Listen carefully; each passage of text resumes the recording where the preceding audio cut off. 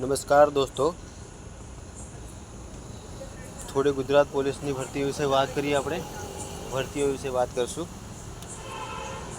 થોડી ઘણી ભરતીઓ તો થાય છે અને થતી રહેવાની છે. પણ આમાં કેવું છે, એક ભરતી અત્યારે આવશે, એ 2 વર્ષ નીકળી જશે. ગુજરાત પોલીસની ભરતી આવશે, એમાં તો વર્ષ 1.5 વર્ષ કે 2 વર્ષ જેવું લાગી જાય છે. આર્મીની ભરતી બહુ જલ્દી થઈ જતી હોય છે. તમે તૈયારી કરો છો, નો ડાઉટ તૈયારી કરતા રહો. પણ બીજી વાત એ છે કે અત્યારે જે ગુજરાત પોલીસનો સિલેબસ આવ્યો હતો, એ સિલેબસ બીજું તો બધું સિલેબસની અંદરનું પૂછાયું છે, પણ એ આ જે વ્યાકરણ હતું એ સિલેબસ બહારનું પૂછાયું છે. 2021-22ના જે યુપીએસસીના પ્રશ્ન હતા એમાંથી પૂછી નાખ્યું છે. એટલે વિદ્યાર્થીઓને પૂરેપૂરો અન્યાય થયો છે. જ્યારે હસમુખ પટેલ સાહેબ જે બોલ્યા હતા કે વ્યાકરણ તમને વ્યાકરણ પૂછાશે, એવું બોલ્યા હતા. એ ફકરામાંથી પ્રશ્ન તમને, મતલબ ઉપર ફકરો હોય અને નીચેથી તમે ઉપર ફકરામાંથી જોઈ અને જવાબ લખી શકશો, એ રીતનું પૂછાયું. મતલબ એ રીતના બોલ્યા હતા.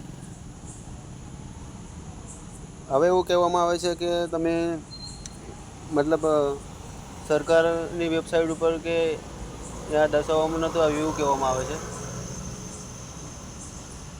એ ભલે ગમે તે હોય, પણ ચેરમેન તો બોલ્યા હતા ને, યુટ્યુબ પર બોલ્યા હોય કે ગમે તે ક્ષેત્રની અંદર બોલ્યા હોય, એકવાર બોલ્યા એ બોલ્યા. એટલે વિદ્યાર્થીની જિંદગી પાછળ પૂરેપૂરી પથારી ફરી રહી છે. મતલબ જે તૈયારી કરતા હોય બિચારા 4 વર્ષ 5 વર્ષ બી લાગી ગયા હોય, અમુકને તો એજ બી પતી ગઈ હોય છે, છેલ્લી ભરતી હોય છે, એવું બધું હોય છે. એટલે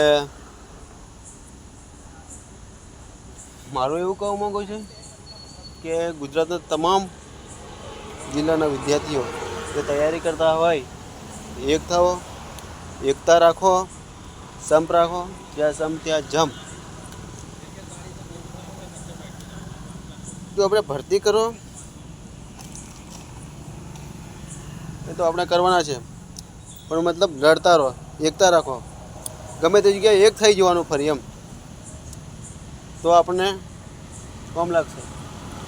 અને હવે તો ગુજરાત પોલીસની ભરતીની અંદર જે રનિંગના માર્ક્સ નથી મળતા, એટલે ગુજરાતના તમામ જિલ્લાઓના છેવાડાના જે ગામના જે છે આદિવાસી વિસ્તારના ગમે તે, તો એમને તો પૂરેપૂરું નુકસાન થઈ રહ્યું છે, કેમ કે માર્ક્સ મળતા નથી.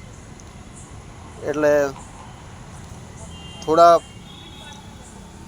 દોડમાં બી માર્ક્સ મળી જાય તો થોડું મતલબ ફાયદો રહે, એ સારું રહે. તો આવનાર ગુજરાત પોલીસની ભરતીની અંદર જો દોડના માર્ક્સ બી ઉમેરાય અને મતલબ મળે, હું તો એવું કહેવા માગું છું કે દોડના માર્ક્સ મળે તો સૌથી સારું.